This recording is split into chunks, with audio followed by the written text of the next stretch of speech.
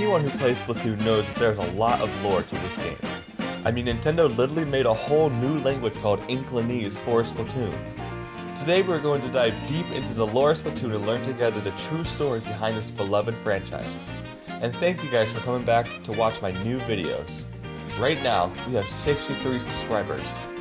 Let's set a goal and try to get to 1,000 subs by the end of the month. Like and subscribe, as well as hit that notification bell so you're notified for new videos every day. Alright, let's start at the beginning. The history of humanity as it exists in the Splatoon series is implied to have mirrored that of real-life humanity until some time before a mass extinction event took place approximately 12,000 years ago. Warfare combined with a humanity even more focused on technological development and careless about Earth's state, and with climate change even more severe than in the real world, led to a dramatic rise in sea levels, which together with an upsurge of volcanic activity and human war destruction, led the Earth becoming uninhabitable. This killed most of the human population, with those that survived attempted to escape underground or into space. While none are known to have survived to the present day, many remaining artifacts from the humans are still present and discovered by the current dominant species. Human fossils and bones are a common discovery, many of which are exhibited in museums. The only notable, specific human character is the Professor, who created Commander Tartar, an AI designed to pass down humanity's knowledge to the next intelligent life, wishing that this would help the next intelligent species would not make the same mistakes as humanity did.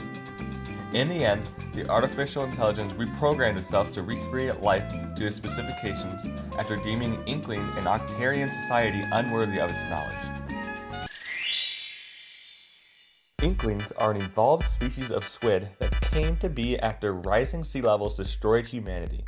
The first ancestors of modern Inklings are recorded to have lived around 5,000 years after the destruction of the human settlement of Alterna.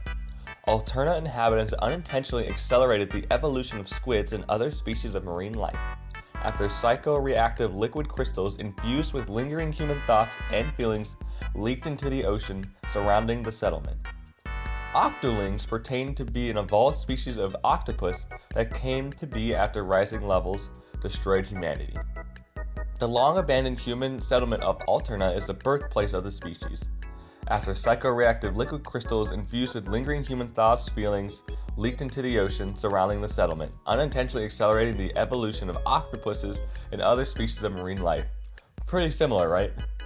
The salmonoids are a species of amphibious salmon and the main antagonist and enemies.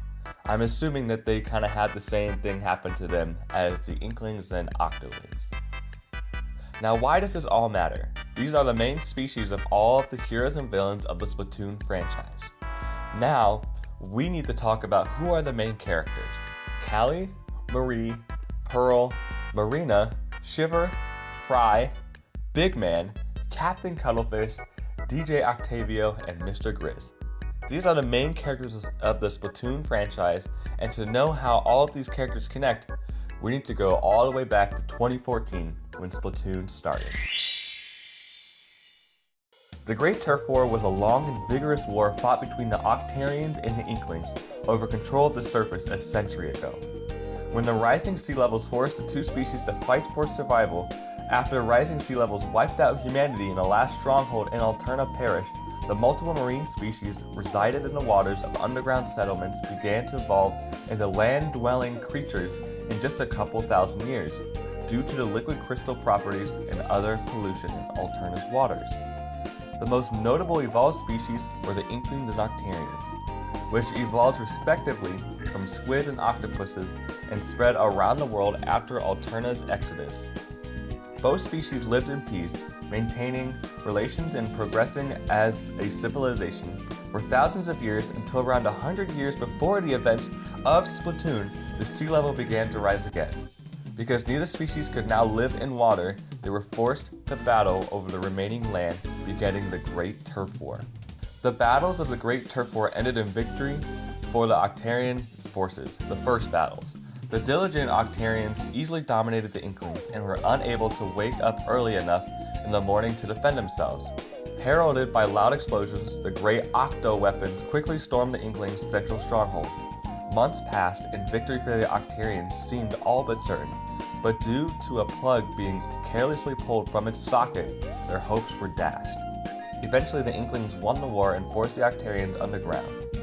Inkling historians later settled upon a superior number of limbs as the cause for their predecessors' victory. The Inkling faction had a fighting force known as the Squid Break Splatoon, led by Captain Cuttlefish, who fought against the Octarians during the war. Now this is really interesting. After the Great Turf War, the Octarians were forced to retreat into underground domes located in Octo Valley and Octo Canyon, two remote rocky areas spotted with kettles leading to various underground areas.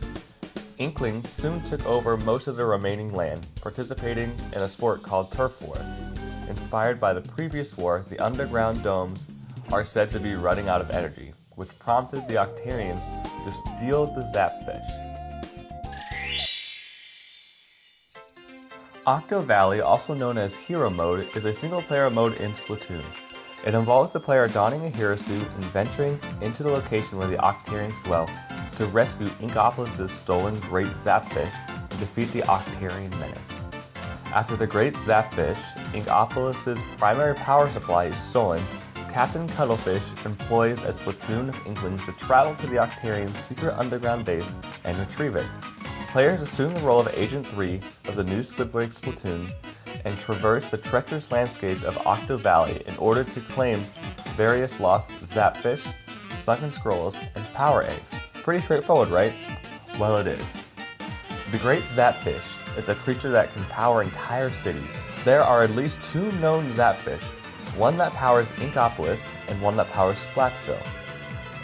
The Great Zapfish is a giant animal circling Inkopolis Tower powering the city.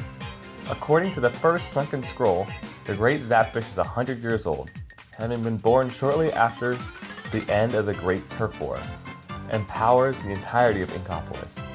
However, when the player, that's us, enters Inkopolis Plaza for the first time, and Inkopolis' news broadcast states that the Great Zapfish has been stolen, and that this event is believed to be linked to a UFO that crashed earlier outside of the city. When the player goes to Octo Valley for the first time, Captain Cuttlefish tells them that the Great Zapfish has been stolen by the Octarians, and as an act of revenge for their loss in the Great Turf War, Cuttlefish recruits the player as Agent 3 of the new Squid Break Splatoon, so that they can reclaim the Great Zapfish, as well as many regular Zapfish, which were stolen as well in order to power the Octarian domes, starting the Octo Valley story mode.